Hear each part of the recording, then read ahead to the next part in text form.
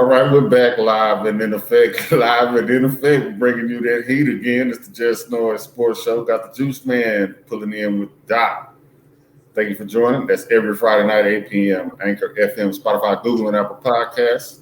Hit us up on the socials. Smash that like button, that subscribe button, that share button. Rate us, review us, all that good stuff. Get the word out on the best podcast for sports entertainment. Got the NFL draft. We're going to discuss, and also we're going to be looking at the Deebo Samuel situation out in San Francisco. Deebo says he wants out. I think it's a power play from Deebo Samuel. I think he realizes that Jimmy G is what he is. He is a bus driver. We already had a discussion on Jimmy G several times. Henceforth, Jimmy G is a quarterback to where the weather's got to be 80 degrees. Running game's got to go for 200 yards. Receivers has got to be wide open. No turnovers. The defense has to play lights out. And Jimmy G is in position to take you on to the promised land. I think it's a power play. I think he realizes that Jimmy G has got to go. You know what? I want to tend to agree. I think he sees how far that team can go, how far Jimmy can take them. Right. And the way that he plays, his style of play, the fact that he can be used in so many different situations on the field. He takes a lot of punishment, and so he's trying to get his money. Yeah. So just like a running back, I mean, I don't blame him for wanting to get paid because, we know that the lifespan for any NFL player, I mean, it's not very long at all, and especially at his position. And so I'm interested in seeing, who's going to take him. I mean, to be honest, being a Steelers fan, I sure like to see him wear that black and gold, but I don't think that happens. So I've been hearing that the Jets are the team that's possibly will be taking him, but I wouldn't wish that on him. I mean, the Jets, they're not going anywhere anytime soon, and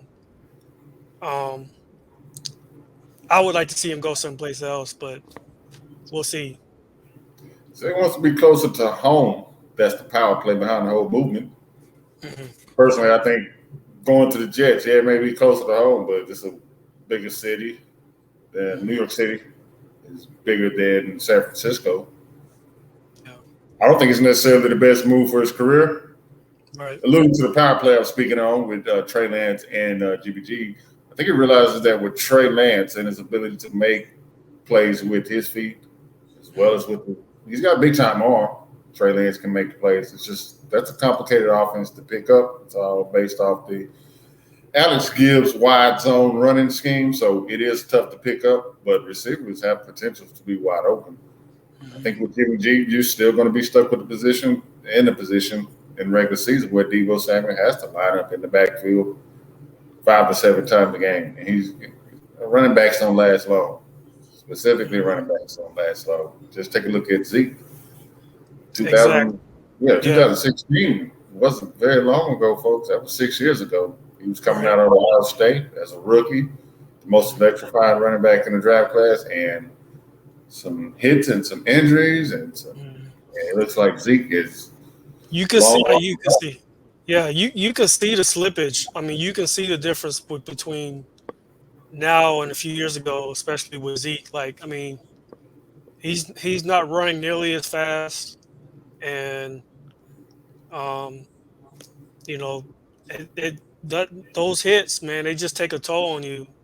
It doesn't matter who you are. I mean, and then on top of that, their offensive line is getting older too. So, in a couple of years, Dallas is gonna have to really evaluate their situation, and it's gonna be time to move on from Zeke. But yeah, 2016. I remember 2016 fantasy football. I had the I had Le'Veon Bell, Mhm. Vontae Freeman from Atlanta. Guy played in the championship. I think he had Ezekiel Elliott, and that was the year LeGarrette Blount had like 20-something touchdowns for the Patriots. And you look 6 years ago, Le'Veon Bell, 1,200 yards rushing, close to 900 yards receiving. Mhm. And he only played 12 games. He was suspended for 4, I think, 2, and he missed suspended for 2, and he missed the other 2. So yeah, you were looking at those numbers then in the projection, relatively a young back. You were thinking he had a chance to do great things, but it just goes to show you the shelf life of an NFL running back is not that deep. So if you're Deebo, you don't want to take those extra licks. You are a receiver. You have to have a competent quarterback to get you the ball to show your skills as a receiver. It's amazing that they went into Lambeau and beat Green Bay without scoring an offensive touchdown. A competent quarterback beats Aaron Rodgers in Green Bay probably by 17 or 20 points. That's how well the defense played. That's how disciplined San Francisco was on all assets of the football during that particular divisional round matchup in Lambeau. They didn't score a touchdown, folks, and they still won the ball game. Looking to the That's NFC crazy, man. Championship, That's it's crazy. insane. If you look at Yeah. the NFC Championship, they were up, what, 17-7, 17-10 over the Rams, like mid third quarter. And you're thinking, well, if San Francisco's defense can just hold on, kick a couple field goals, maybe, sustain a couple drives, they have a chance as well to go ahead and go to Super Bowl. But it didn't happen. They're down forced the pressure. Jimmy G throws the interception, and the Rams going to the Super Bowl.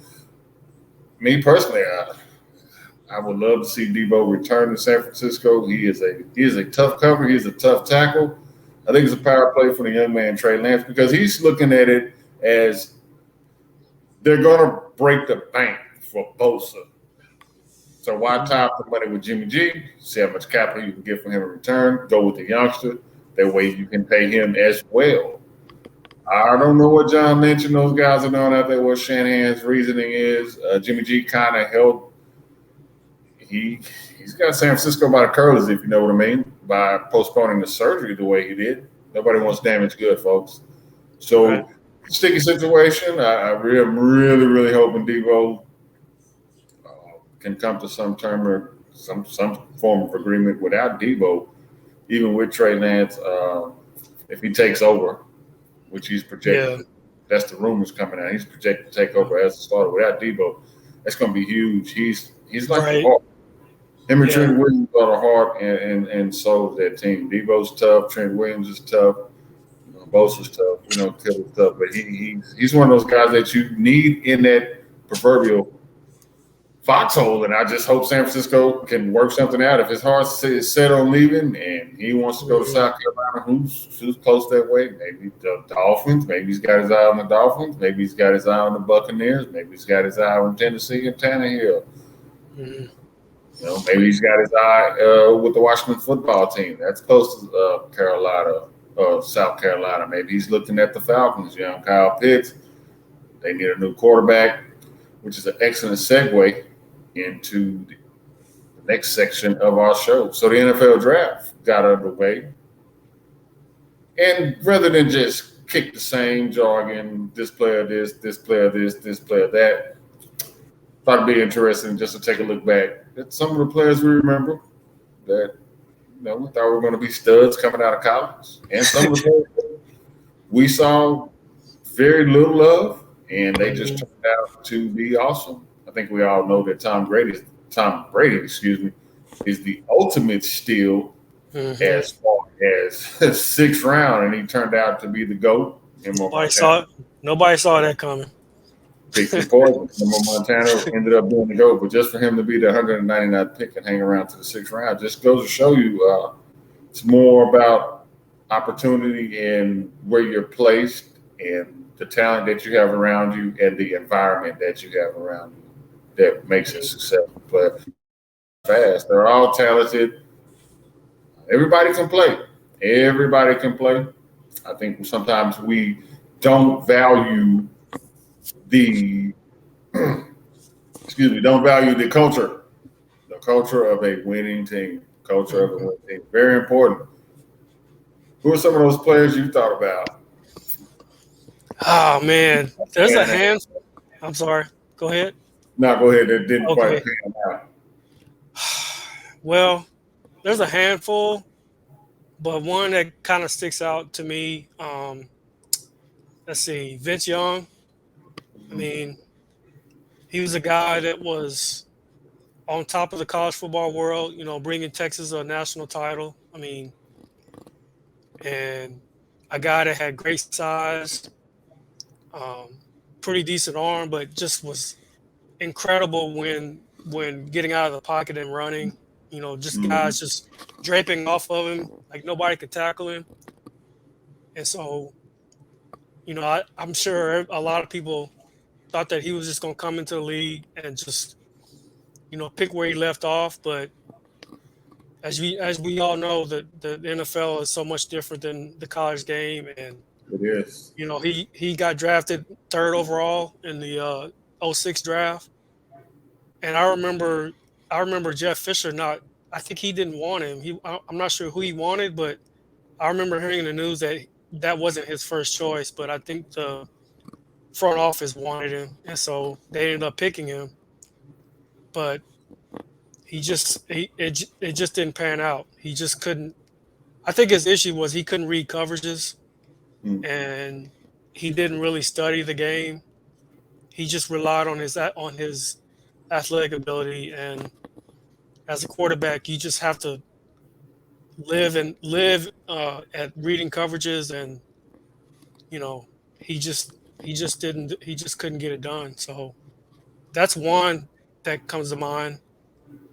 um RG3, um I think he had the potential to be a perennial pro bowler, but he's a guy that I don't think took the game seriously, and what came into the league kind of arrogant to me. And Um, and also, it was unfortunate that injuries caught up with him too. But um, I thought he was gonna come in the league and do some damage, but he couldn't get it done either. So those are a couple that come to mind to me. Professional quarterback is very difficult to play. The best quarterbacks, they have the first three reads figured out at the line of scrimmage. This coverage, okay, I'm gonna go there. This coverage, I'm gonna go there. If it's in this coverage, I'm going there. The best quarterbacks, they have three reads before the play Hmm. is even thrown, and maybe 3 to 4 plays off the base play that comes in. Omaha, Peyton Manning, Hmm. Aaron Rodgers comes to mind. He changes. Drew Brees, he'll pick you apart. The Right. NFL, the NFL, you have some blitz heavy teams, you have some pressure heavy teams. Jim Johnson and the Eagles, early 2000s. Baltimore Ravens, early 2000s, were Hmm. not necessarily a heavy pressure team. Baltimore 2000 was a base team. Their defensive line of linebackers was so fast that they pretty much had their way. Tampa Bay, Tampa 2, those teams.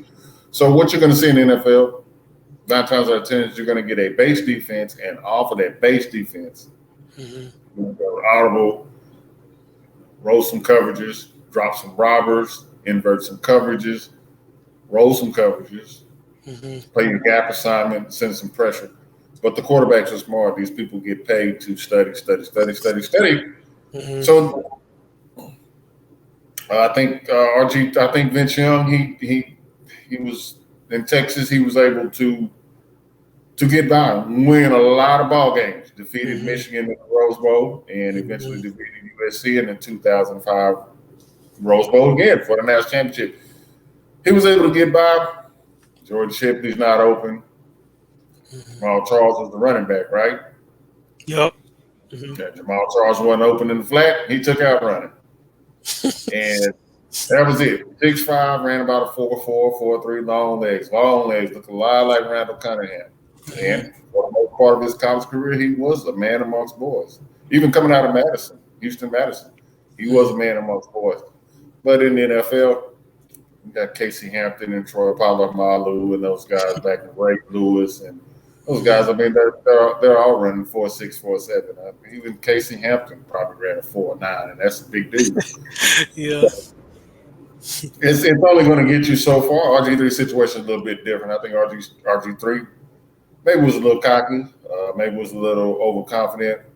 I think Mm, the Redskins at the time, that was the name at the time, they totally mishandled his injury situation. True enough, he didn't learn how to slide. He had no business playing in the football game with the Seattle Seahawks, which mm, they did. right. This was the prime Legion of Boom, and RG3 moved Washington up the field twice. Bam, 14-0.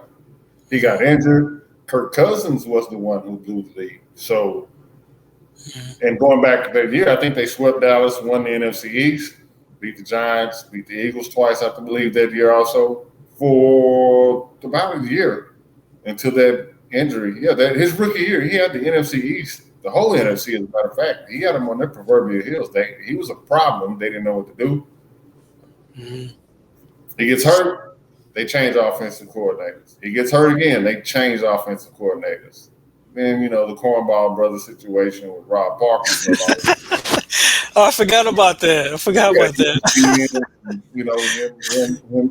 him stating in the locker room that he was a black Republican, probably rubbed some guys the wrong way, and Mm, he's injured, and Kirk Cousins comes in, which Shanahan kind of Willie lynched him from the jump. He had his replacement already picked.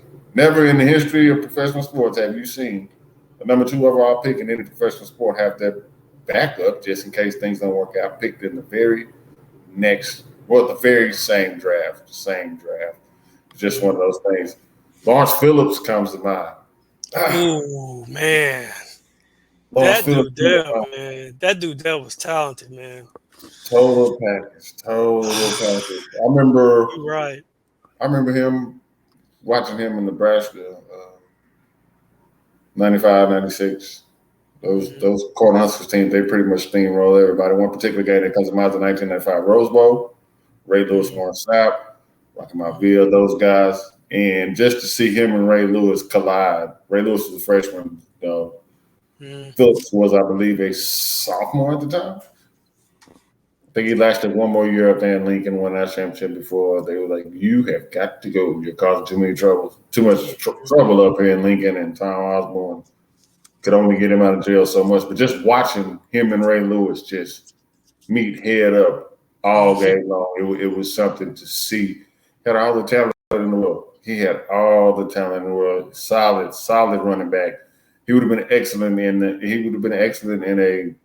He kind of looked like Terrell Davis if you actually watched him. He's a Yeah, bigger. that's a good comparison. He's a bigger.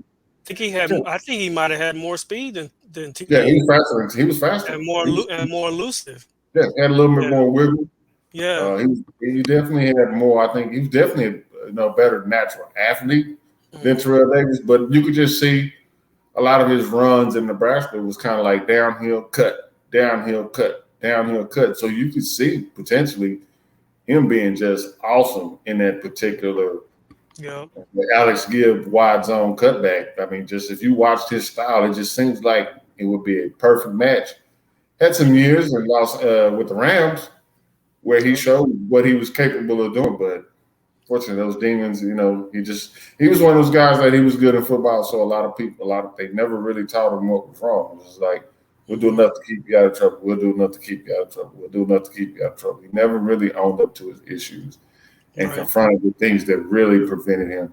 Um, Obviously, Vermeil, very emotional coach. He's Mm. a player's coach that really would, sometimes lay his heart on the line, the bleeding heart. He really He wanted to tried. help. He Yeah, tried, man. He tried his best. he really wanted to help him, Yeah. but Mm, I yeah. don't think the money moved Lawrence. I don't think Lawrence was in it for the money. I think Lawrence just had some demons that he couldn't overcome. Kajana Carter. Oh man, I forgot about him too, man. Yeah, yeah, yeah, for real. Kajana Carter. We used to love playing with him Oh yeah, on the that was Millwall football. I think it that was was that Vegas. was No, I actually that was I had I like Curtis Enos. I was running a Curtis lot. Enos. Oh, that's Yeah, I right. was That's right. running a lot of sweeps and a lot of tosses with Curtis Enos and a lot of Yeah. screen passes Yeah. with Curtis Enos. Yeah, he was awesome. Kajana Carter, Yeah. he looked like he was another running back that was just like this guy's a total package. He had a Yeah. little. Man. Yeah, I saw similarities between him and Ricky Waters. I saw some Okay. similarities between them. Pretty good pass catching backs. Hmm. It just he went to Cincinnati, had a couple good games. It's not like he went out there and just never. He had a couple good games. The Right. injuries jumped on him pretty quick, and that was the end of old Kajana. That was the end of old Kajana. Didn't he get hurt? Didn't his career end on a injury and then he never got back? Nah, Didn't he get that was hurt? him. Yeah. That was him. Yep, Okay. Yeah, Kajana. I remember Old now. Yeah. Kajana Carter. Yeah. Yep, Kajana Carter. That was Kajana Carter. Yeah. I was really looking forward to see. A lot of people remember 1997 Michigan. Of course, you remember Charles Woodson, Pro Bowler, Super Bowl champion, Hall of Famer, one of the top defensive backs in NFL history. We remember him, of course. But there Mhm. was a safety named Marcus Ray, That's right. and Yep. I thought that he was going to do some real damage. He reminded me kind of a late '90s Cam Chancellor. He played in a box a lot. Hmm. He didn't Yeah. mind coming up and you know delivering the big blow. Mhm. I don't think he was ever the same after that Penn State game, the collision versus Penn State. I think that took Oh, some. that was him that made that hit. I thought it was a linebacker. Uh, I think what that was his was name? Marcus Ray. Was that Marcus Ray? Okay. I think that was Marcus Ray. I think that was Okay. Marcus Ray. Okay. If I'm not mistaken, I could be totally wrong. I'm gonna have to go back Yeah, in I have and to go back and check take that out, but yeah, the I remember. analyze on it. But I do know the tight end from Penn State. He was never the same. Mm, And okay. I believe it was Marcus Ray was never quite the same. But those are just some teams that some players that just flashed across my mind that you Yeah. know Yeah. kind of I got. had some Yeah. things going. I got one more. I got one more for you. Me and my dad. Well, I remember when this draft happened. It was the '98 draft, and my dad thought that Ryan Leaf was going to be better than Peyton Manning. And I remember telling my dad, I was like, "No, Dad, Peyton's the man. Like, I don't know about this Ryan Leaf. Well, I didn't think he was going to be a bust, but I think over the last, I don't know, I guess, or since that draft, I've watched draft shows, and many of them have said that he was the biggest draft bust out of all of them, and he just he had all the measurables. He's what, about 6'5", maybe 240. Had a Mm-hmm. rocket of an arm. That Washington State offense was just wide open, but he just couldn't handle the pressure that NFL defenses were putting on him. Right, I just remember that one infamous interview where he was in the locker room and some reporter was trying to ask him a question, and he was yelling and cussing at him and saying, "Knock it off!" And right. I remember Junior Seau was trying to Calm him try down, all that yeah, good calm him stuff. down and stuff, man. And I like it was that bad for him, and Yeah, I I remember mean, going to my dad. I was like, I told you." I don't think he had.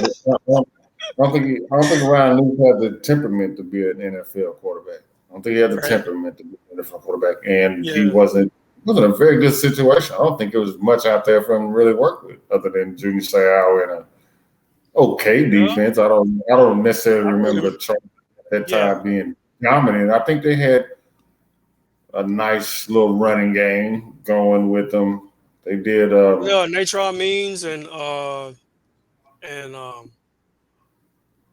was it the fullback, the Notre Dame the kid that died in the plane crash, Culver. Yeah, Rodney Wasn't he Tolan. on that team? Yeah. I think wasn't he I on think he that had team? that team. Yeah, I I think think he he was had on that. that team. Yeah, He had that yeah, team. they had him. There were a couple of years after the '94 Super Bowl team. So like Stan Humphries, a couple of those receivers that they had, Right. Leslie O'Neal, a couple of those guys had gotten a little bit older. Hmm. So I mean, I don't think Leaf necessarily got the best opportunity. Tom Brady, Yeah. sixth round pick, number Hmm. 199 overall, was given the perfect situation. He had a Yeah. really, really, really good, experienced, groomed coach. Bill Belichick had been around the game since the early '80s. Hmm. Coordinated some of Bill Parcells' great defenses out there in New York, the Giants. So he knew the game of football. He knew the ins and outs of football. He understood how to build a team. Hmm. So he had Brady. He found him. Brady didn't wow anybody, with his definitely pre-draft, whatever that is, test that they have you running. He didn't wow anybody. Got a chance to play around a really, really good team. Mo Hmm. Lewis eviscerates Drew Bledsoe, Yep. and in comes Brady. And it was just the perfect storm. And I think what Belichick realized that I think Belichick realized what most coaches are too stubborn to do is just play to your players' strengths. Hmm. Play to the players' strengths. You see it all the time. Some coaches they get this ego, this you see what Kyle Shanahan in San Francisco. If we run this play X time, well, in the fourth quarter, this receiver should be wide open Right. for the touchdown. And in theoretics, if you look back at the 2019 Super Bowl, and in theory, you're absolutely right. Hmm. It was absolutely right. Emmanuel Sanders was wide open. And if Garoppolo puts that ball 3 yards shorter, Yep. then Emmanuel Sanders walks into the end zone, and San Francisco has a Super Bowl, and we're not even having this discussion about it if Jimmy G Hmm. is the quarterback. But you were averaging 7.6 yards a carry.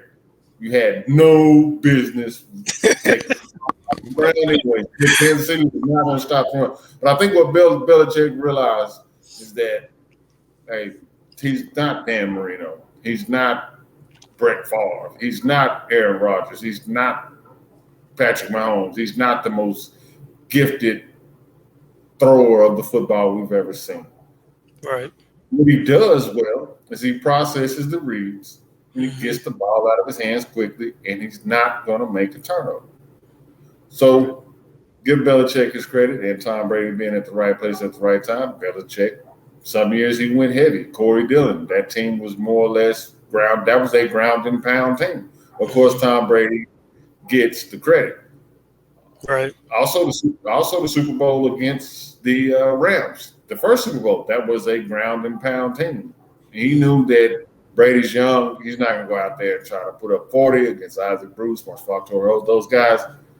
First couple Super Bowls was ground and pound. And then as Brady developed more into the quarterback that he was become, Hmm. you see him passing a little bit more and stuff like that. But early on in his career, Belichick played to what it was. Look, 9 times out of 10, other teams are going to have to come to Foxborough. It's January. If Mother Nature throws us a curveball, we're going to get some cold weather. We're going to get some snow. And at this point, they were playing they were on grass still. So at this point, the turf was a issue. The grass was a issue. Slippery, muddy. Now they're on this synthetic turf. It really doesn't make a difference. But give Hmm. Belichick credit and like I was saying, give Brady his due. He was able to land in a good spot. He was able to own his skills and become what he is. I But that's think. gonna wrap it up for us today. Oh, I wanted to add it that I think people forget. Oh, I think people forget about the Patriots and their defenses when Tom Brady was there. yeah, of course. Like no one ever talks about him. Like if it wasn't for the Richard Seymours on the defensive line, Absolutely. the Teddy Bruschi's and the at linebacker, and then let's see, the secondary. Ty Law from Ty Law to Lawyer Malloy. Those guys. I mean, Yeah. they always had solid defenses, but no one talks about him. They always talk about what Tom Brady did. So I think we, people need to remember that it's a team sport, and you can't forget about what those defenses did.